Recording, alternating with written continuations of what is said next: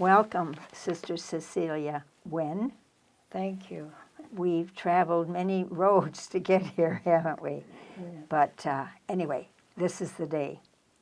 So thank you very much for coming and saying yes to tell your story. You have a story that's unique. So I'm going to let you begin with, where you began out in Vietnam, and you tell the story. And so I'll just let you go on, and you tell what you want to tell us. Okay? Okay. All right. Okay, so thank you very much, Sister Pack. I think this is the day the Lord has made. Right. Right. So we do this in honor of God's grace and God's mercy throughout my life history. I look back on the blessing. So I'm willing to tell to you and to others how do I experience in my life. And now I realize that all of my life story is God providence. Good. Mm-hmm. For sure. Yes. So whatever you ask, I can tell. Whatever you want to share. So I'm just going to let you begin with, when you were born. Okay. And your lovely family and parents. Thank you.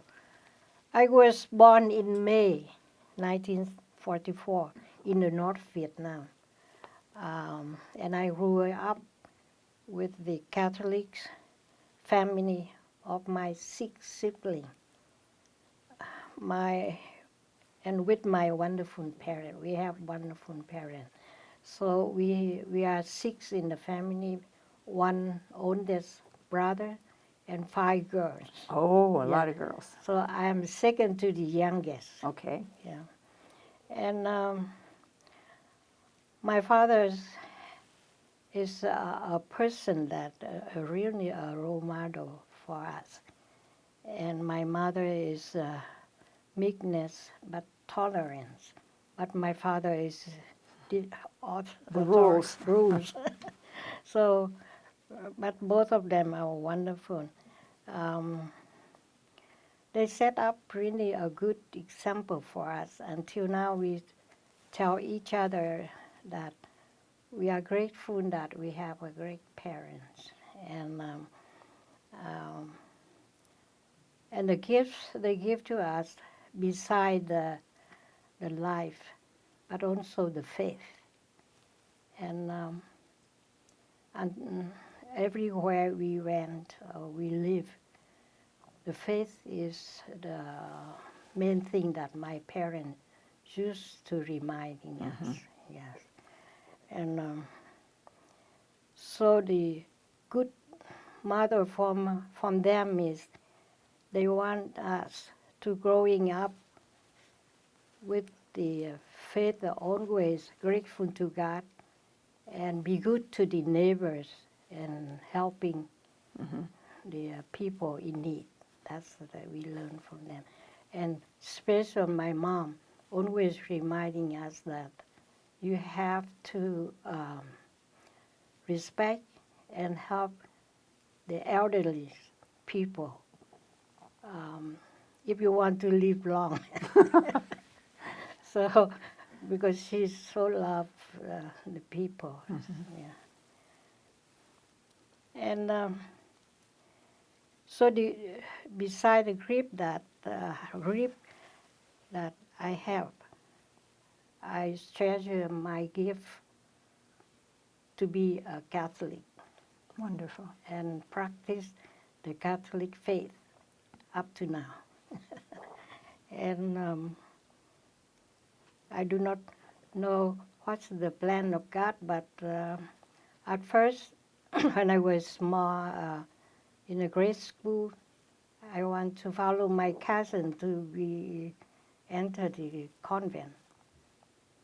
But my father said that because I am a little naughty in the family too. Oh. Yes. You have that's what you think you are in the family, naughty? Yeah, naughty. So she said, no, Cecilia, you cannot be a nun. Because if you enter the convent, you need to destroy the convent. Why? How were you naughty? No, I mean, A lot of fun. a lot of fun and joining with the peers, Yeah, I know. making trouble in, Yeah. in the neighborhood or like that. But after a few years, one time we went to the cousin, to my aunt's daughter, son's wedding, and I met the pastor, and I said, I want to enter the convent again because that time you remember when we entered the convent, we have to know the priest or the Right, nun right. introduced. Yeah. So I asking him to advocate my father. So he said, okay, asking your father if he's agree, I introduce you to the Dominican, because I know the Dominican sister there of St. Catherine there. So after the wedding, my father agreed, Good. and I entered the convent right after the wedding without going back to the family, going directly to the convent.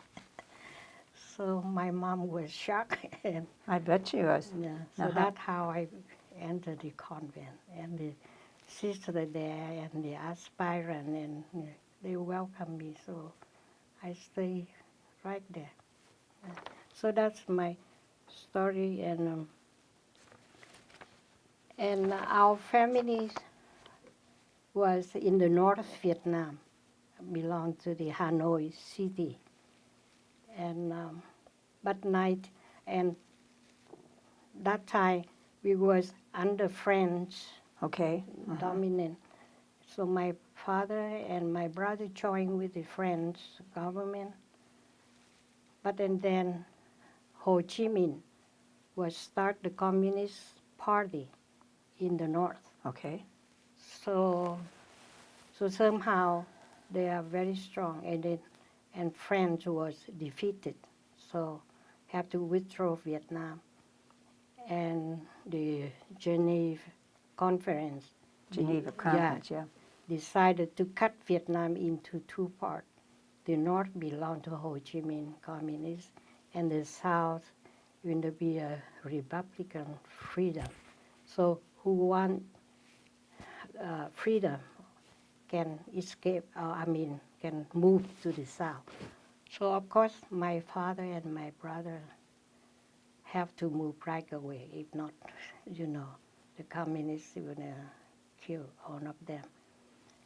So our family escaped from the north to the south by midnight too, Okay. with the help of the Redemptorist priests, helping us with the mean to go to the airport so that we can go to the south.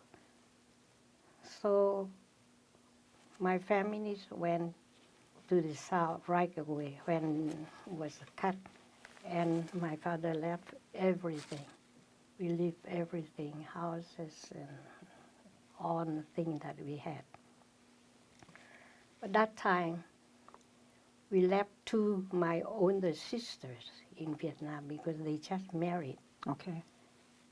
and their husband family did not move to the south.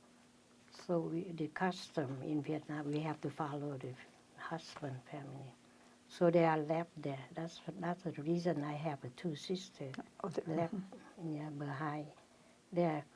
And we went to the south. My father's, with the other refugees, started the new settlement. And with the help of the government in the south, they started to go to the forest, one forest, cutting wood and rebuild the house. So we have that at the first house. And so during the time in the south, my father and my brother started to build community there with the help of government, and we resettled very well. and the Okay. school started and everything.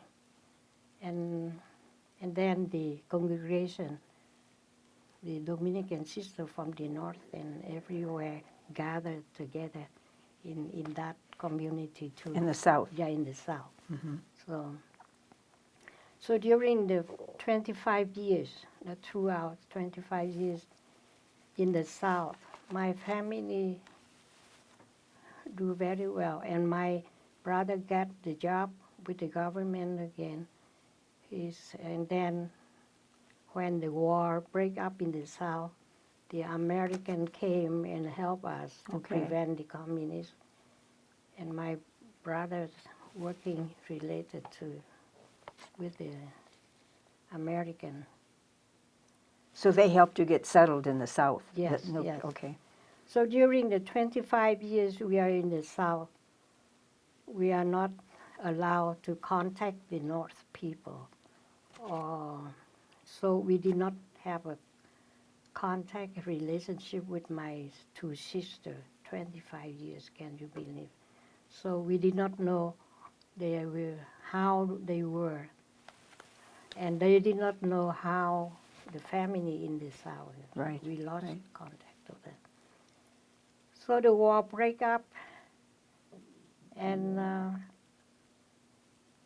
in 1958 or 59, I entered the convent, and I have the first profession in 1963. But anyway, my father was died. I mean that before I entered the novitiate. Okay. So that's the heartache for me. I want my father to see that I become a nun. Because he wasn't exactly for Yeah, it. Yeah. to prove that I did not destroy the convent. But unfortunately, he died. He knows. He knew. But he yeah, knew he's yeah, in heaven. He knew he was happy with me. Yeah. Yeah. And 1963, that's my first profession with the Dominican in Vietnam. Okay. And after profess, they assigned me to teach the kindergarten children. That I never do that. But one of my significant experience is one time I went to the class, all the children crying, and then they cried very loud. I did not know what to do. So I said, okay, I pretend I'm crying, so I cry now louder than them. And then, oh, I cry, and I cry, so I cry. So suddenly they stop. So that's my experience.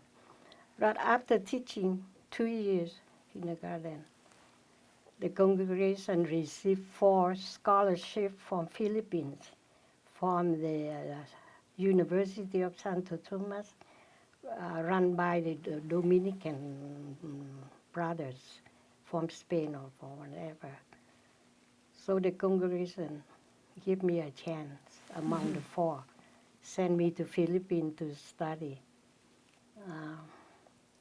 And when we was in Philippines, I was lucky that the Dominican Sisters from Spain, from Madrid, they sponsored me and to help me to have the place to live and to study because they are nearby the UST, we call it UST in Manila.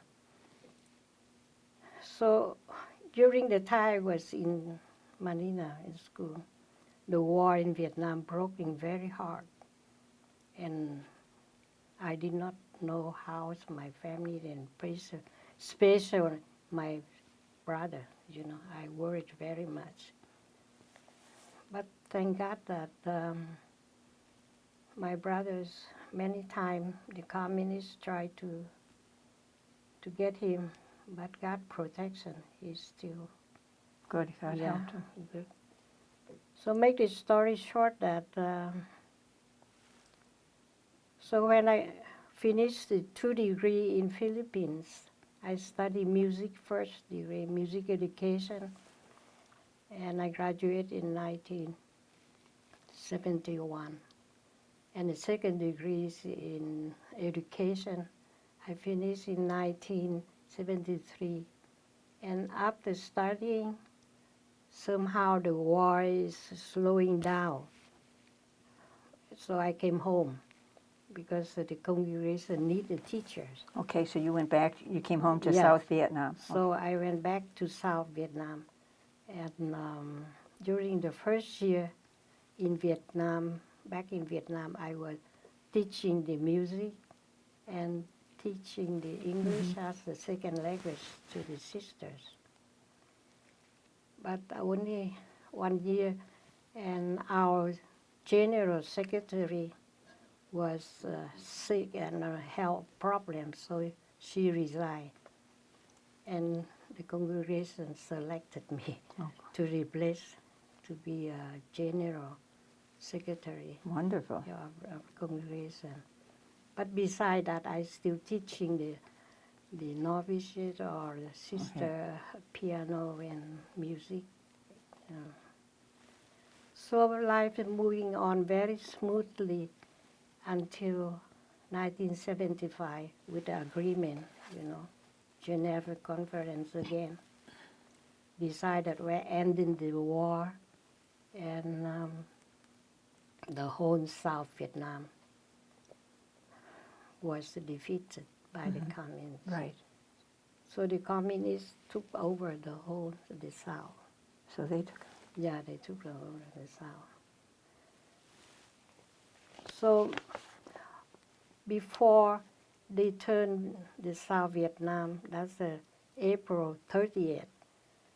I remember the Feast of St. Catherine on that year, Right. 1975, is the most anxious for us. How we're going to be under the communists and worried and all of that. And the people is in chaos, running from region to other region. They thought that the American will save Saigon, that's the capital in the South. So everybody rushed to Saigon by any means, by boat, by walking, and a lot of people die on the way like that.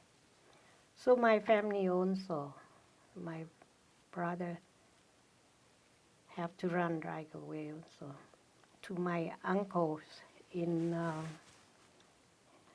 nearby the sea, I mean the water there. So, and before the day that they turned in the South Vietnam to the communists, my brother was able to have the help for the Navy boat for the American. So they allow his family, and my mom was living with my brother at that time. So my brother took my mom and his whole family into the Navy boat, ready to go to the United States. United States. So by April 30, so the boat moved, so they left. But during the time, my brother in the boat, he tried to get me in the convent to go, but my nephew tried to go by motorcycle to get me, but it happened there was a bridge, and they already bombed the bridge, so they cannot get me. So they have to let me. So my brother said, okay, we have to leave her with the convent there. But my mother was so crying. At first she did not like to go. She said, my brother, you go, I remain. But and then my brother begged her to come, and she went with my brother.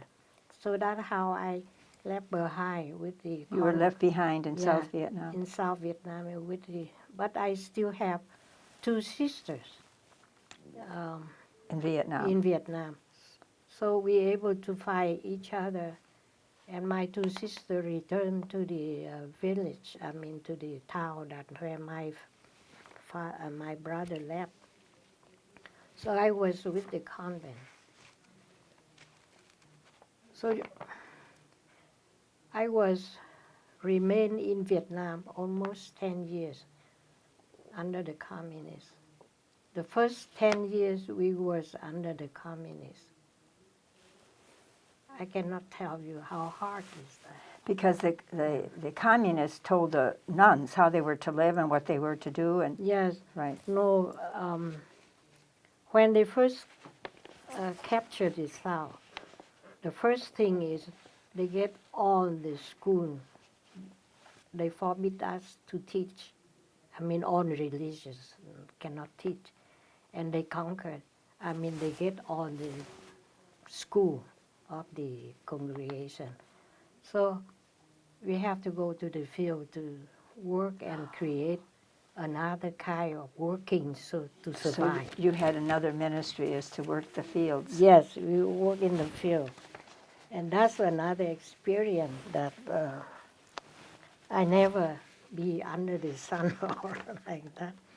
So the first year, we work in the field, but for me, I cannot tolerate the sun. I'm not used to be outside working.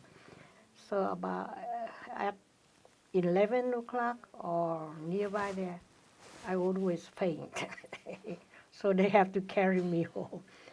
So the sister decided, they said, no, not allowed Cecilia to work with us in the field because we have to carry her all the time. So finally, I got a job inside doing the material works, manual work. Got it. Mhm. Yeah.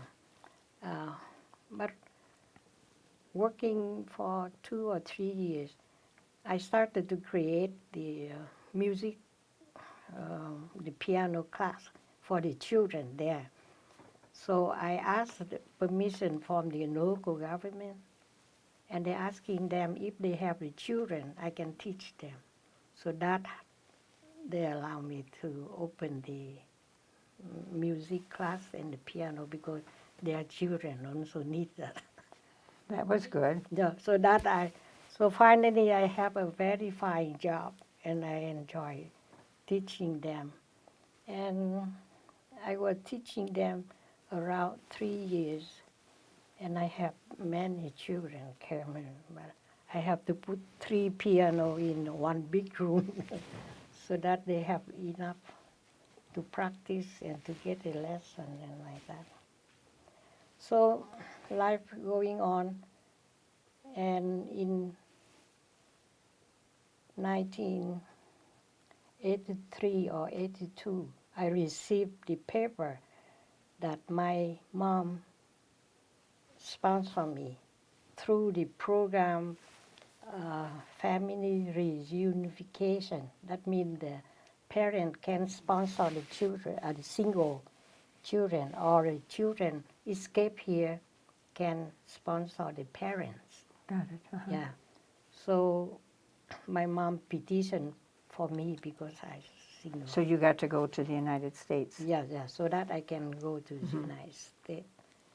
But that's another process, very hard and costly also. But finally, my family able to provide the means that I have get through this process. And the congregation allowed me to join with the family because in that time, in the mother house, we have a big mother house, and the communists want to get it. So we did not sure that we can live together or continue. Okay. When did you were one of the boat people. Yes. When did that happen? That's, I think, 1989. 80, so you're not there yet. Oh, no, 1979. Yeah, I knew that was something that a lot of people are aware of, that Yes, the boat people. Yes. That's during that time, many people escaped by the boat or walking through. And these were people from South Vietnam? Yes, from Okay. South Vietnam. For walking through the forest to the neighbor country like Cambodia, Okay. Thailand, Got it. So that they can hopefully that with the High Commissioner of Refugees, will pick them to where whatever countries accepted them. Yeah. So that's why I was attempted to escape also, but I could not make it. But that's how God prepared me to understand how hard the boat people. Very hard, right. Yes. So So you were put on a boat that was mhm, absolutely filled, overflowing. yeah, and it happened. I escaped by this small fishing boat, and it's too crowded. Right. And we tried to go to the international waters with the hope that there's any ship from any country will pass by to take us. So they would welcome Yeah, the people in welcome the them. boat. That's good. But my boat was not able to do that because when they turn and the water come in, and then my boat was capsized out. So everybody throw into the sea, to the river, and I'm one of them. So at that moment, the crying is awful, and the elderly and the children who did not know how to swim just drowned. And thank God that I know how to swim a little bit, not too far, but I'm floating. But someone thought that I'm a good swimmer, so they grabbed me. So they pulled me down. So I thought I'd die because I cannot survive anymore because they pulled me deep down, deep down. And I remember that moment. I thought of God, and I called Jesus' name. I said, Jesus, if you really love me, save me so that I have a chance to see my mom again. If not, I'm dying. And at that moment, someone pulled my hair up. And that happened when he pulled me up there. He recognized me because we knew each other. And he's one of our Dominican brothers also. Oh, wonderful. But we did not know that each other, that we entered the boat at the same boat. Because you escape that way, most of the boat people, they have to be very careful, have to be quiet. Nobody knows. If the communist government knew it, or they catch you on the way that you escape, you will be 3 years in prison.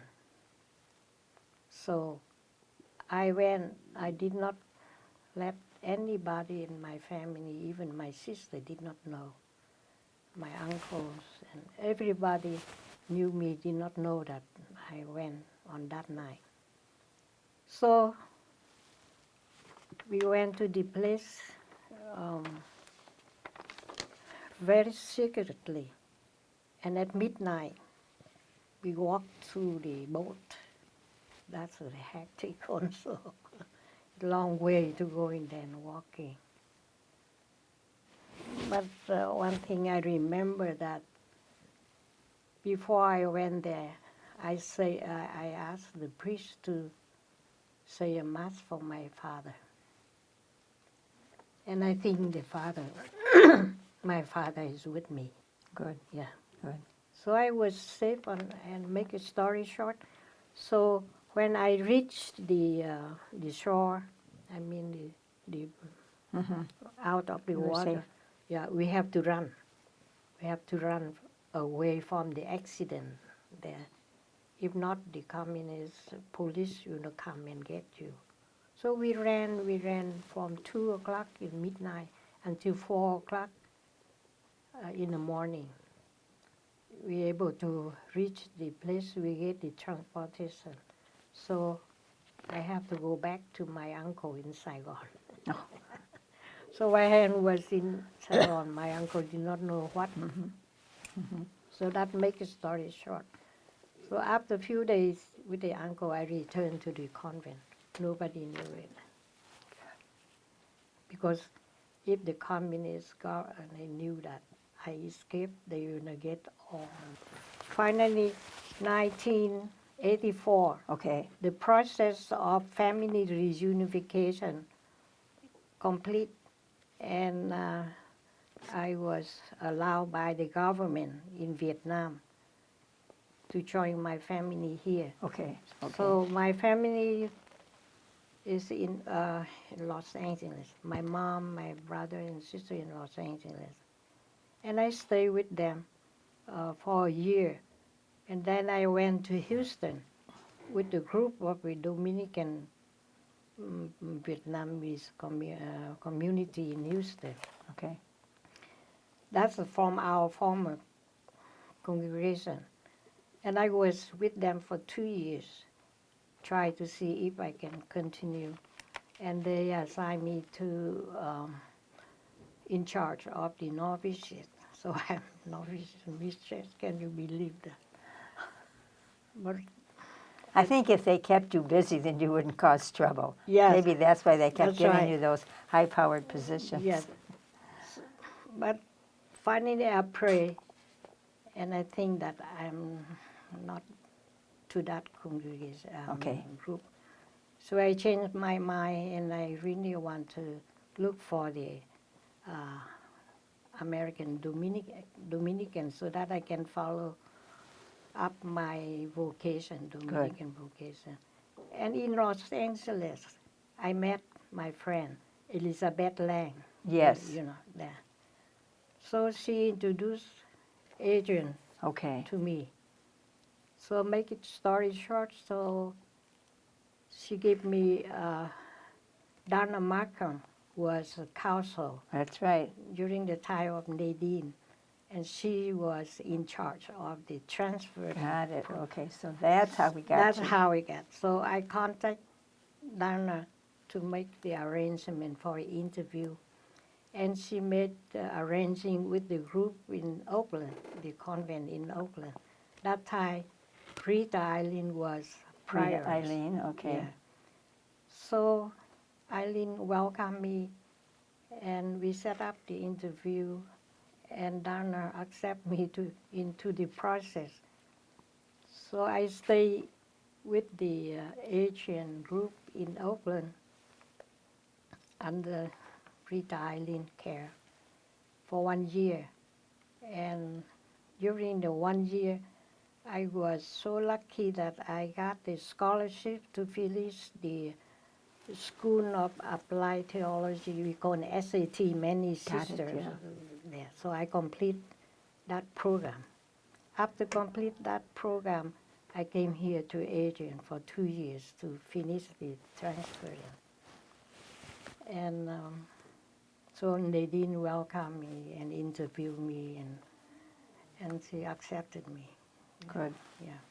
So after 2 years, the transferring process completed, and we transfer to Adrian.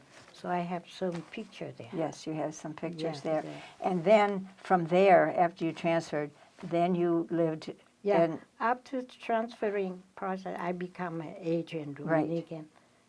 I returned to Oakland, and I got the ministry at Catholic Charity in Oakland in a refugee resettlement Oh, program. that's good. So that's my first ministry. So I was working with the refugee newly arrived here. At first 3 years, I was in the program that to help the refugees to study ESL and job searching and training and culturing, counseling too, so that they familiar with the new culture. After doing 3 years, I was promoted to be a director of the resettlement program, because that time the director of that program was promoted to other position. So I was in charge of the program of refugee in Oakland Diocese. And in that 3 years, I met many boat people. And the people came as a family reunification like me. So that time I realized that God really preparing Right, exactly. me. So when they say it about I'm both people, I understand how hard they are. How can they able? So I understand them very well. And Well, besides, can I just, we're going to have to stop, but then you lived with some of our sisters at a convent in Oakland, and then you came to Adrian. You've only been here not even a year, correct? 2 years. Oh, you've been here 2 Yeah, years I have already? Oh, been how here 2 quickly years. time goes. All Right. right. And so you're living at Regina right now. Yeah. Okay. So no, that's a long story. When I go back to Oakland, that I work with the Catholic Charity. So I work at Catholic Charity for 6 years. Okay. In charge of refugee program, and also in charge of the program we call the Amerasian people. That means they are children of Vietnamese mother, but the father is American. Right. So when they are here, they try to look for the fathers, or whoever they can find the father, That's right. or helping them Right, to right. adjustment. After 6 years at Catholic Charity, the congregation grant me a scholarship, to higher education to prepare for the master degree in social work. So I went to San Jose University to study and complete the MSW, master degree in social work. After graduating, the county over there, they know that I have a bilingual and experience. So I got the job as a mental health counselor for the people in a welfare program. So they call it welfare to work from the prepare them to get out from the welfare. So many young single mother, I prepare them to go back to the college to get the degree and then get out from the welfare. So that's my job.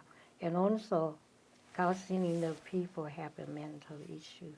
Very good. Yeah. Very good. And why I'm doing that, I worked in that job for 10 years, and then I have heart problem. Okay, so that's how we got to today. Yes. That's how you got So to Adrian. I almost heart attack. Oh, God dear. saved me the second time. Okay. I think we're going to have to do a part 2 and 3 on your story because we have to, Jacob's already given us extra time.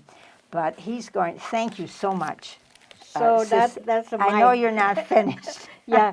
So the conclusion for today is, so I have a health problem issue since then, and I retire and go back to Oakland to live with Marian Castellucci, Evelyn, until last year we closed the convent. Right. So I'm here. Right. Now I'm happy with all the sisters in the And campus. we are delighted to have you with. You're a breath of fresh air, and you're a very resilient woman. If anything, you just have preached resiliency. So thank God that I'm survived up to this point. You are a survivor. With all the beautiful sisters. Thank you. And Thank you lovely ever so much.